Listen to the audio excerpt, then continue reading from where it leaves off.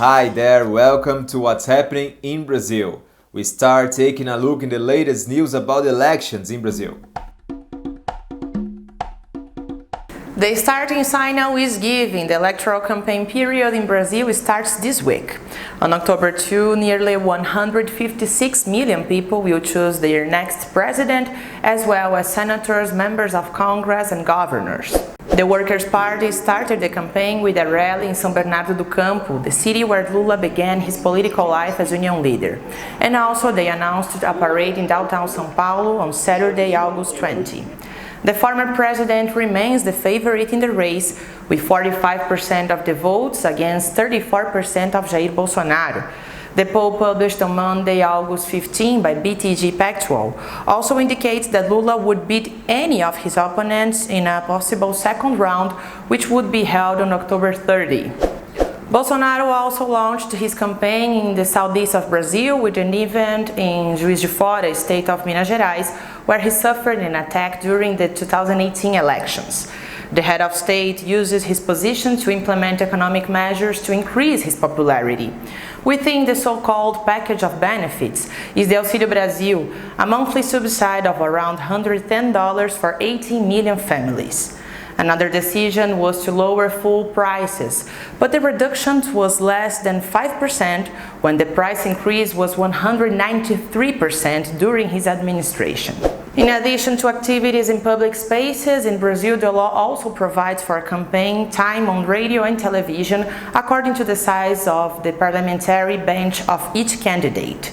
Lula, who is in a coalition formed by 80 political organizations and a base of 141 legislators, has around 3 minutes and 30 seconds of time of television per day. Next comes Bolsonaro for the Liberal Party with a base of 101 deputies, which assures him 2 minutes and 40 seconds a day. An electoral reform was approved in 2021 that imposes new financing rules as from this election. The Superior Electoral Court has a special fund of almost $1 billion, which is given to the parties to carry out their electoral campaigns. Private company financing is forbidden, only individual donations are authorized. Voting is mandatory for all Brazilians between 18 and 70 years of age. And for the first time, the country will have a series of international electoral observation missions. The electoral justice system signed agreements with the Mercosul Parliament and the Organization of American States, OAS. Eyes on Brazil less than 2 months before the general election. On September 7, it celebrated Brazil's independence. Last year, the day was marked by anti-democratic protests, headed by President Jair Bolsonaro himself. This year, he promised to take his supporters to the streets again to question the Brazilian electoral system. Convoco todos vocês agora, para que todo mundo, no 7 de setembro, vá às ruas pela última vez. The celebration for the 200th anniversary of Brazil's independence on September 7th has all that is necessary to be the last card President Jair Bolsonaro will play less than a month before the elections. It will probably be an attempt to showcase power, despite Bolsonaro, who is seeking re-election, being behind Lula in all the polls. It seems that Bolsonaro is not only stagnant in the polls but also has had fewer supporters attending his most recent manifestations. That is, he has been talking more and more to his own voters base, a group that still insists on supporting him. In order to keep this support, is he hashing a permanent or even a no discourse within his government of attacking democratic institutions? Historians question the very idea that the proclamation of independence was a heroic act of Dom Pedro I, which was immortalized in the famous painting Independence or Death by Pedro Américo. Convenient for the narratives Brazilian elite had at the time, the celebrations of September 7th would become grandiose during the new state period, fitting Getúlio Vargas' nationalist taste, and also during the military dictatorship from 1964 to 1985. Just as in 2021, This year's presidential statements will probably be full of attacks against the ministers of the Supreme Federal Court, especially Edson Fachin and Alexandre de Moraes, constant targets of Bolsonaro's rhetoric against the Brazilian electoral system. With the support of part of the ruling staff of the armed forces, he insists on questioning the truthworthiness of electronic voting machines. These declarations can escalate to rupture with democratic institutions. We must never underestimate the far right. There are a lot of armed groups and they may provoke because Bolsonaro is firmly convinced that he won't be re-elected. Therefore, he's searching for any chance to mess up the elections, to cause any social convulsion so he can call the armed forces to intervene and reestablish internal order. In Ceará state, the oil extracted from a fruit called batiputá is used in rituals and traditional cuisine of the tremembe indigenous people. Despite the importance of the knowledge about how to prepare the oil, it was being forgotten. But a young indigenous leader decided to change the situation. The fruit is really small, but the power of the oil extracted from it crosses generations. The batiputá has been used by the tremembe people for more than 300 years. The batiputá oil is known to us as a miraculous thing. It works for everything and cures everything. So we say that the batiputá oil feeds and heals.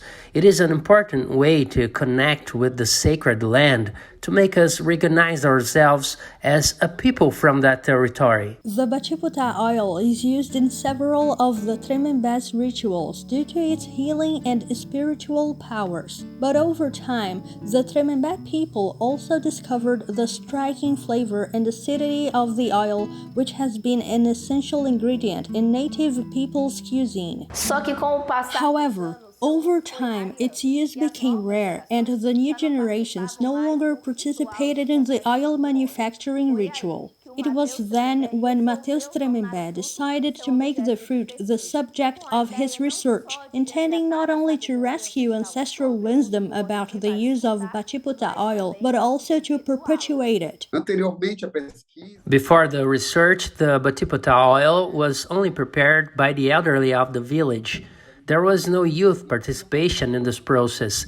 This worried me a lot because I was already 24 at the time and I didn't know how to make the oil. My mom and dad knew, but I didn't. The research was developed together with professionals from the Ceará School of Social Gastronomy who entered the Tremembe territory to help systematize the batiputá oil extraction process, in addition to thinking on ways to bring generations about this ritual. We gave them all the support needed, and they arranged everything, harvested and planted. Today, I would say that we managed to put this knowledge, which was centralized among elderly people, in the spotlight among the youth in a systematic way. Today's recipe comes from a very special place, Chapada Diamantina in Bahia state. Besides waterfalls and natural landscape, the region is also known for its delicious food.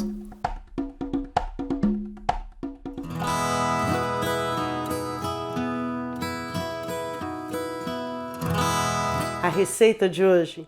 Today's recipe comes from Chapada Diamantina in Bahia state. It is this meat broth here with unripe bananas, which is very famous in that region. It is called godó, which I prepared with that bone broth I taught you the other day. I froze the broth and now I'm using it in many recipes. But you can also prepare godó using water. There is a secret when unripe banana is one of the ingredients of a recipe. It often sticks and releases a substance that stains things.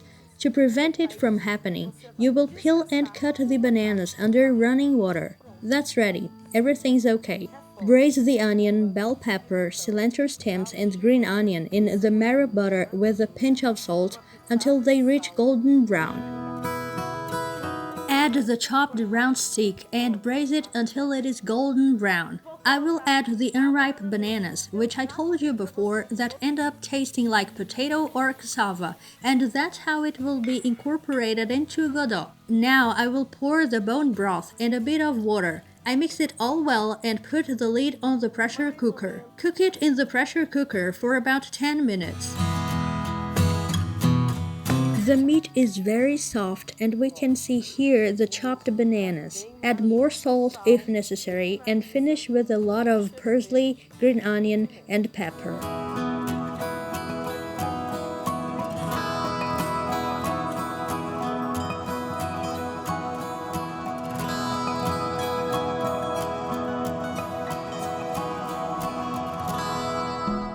Did you like the show? So hit the like button and share with your friends. Don't forget to subscribe to our channel to receive notifications. We'll see you next week.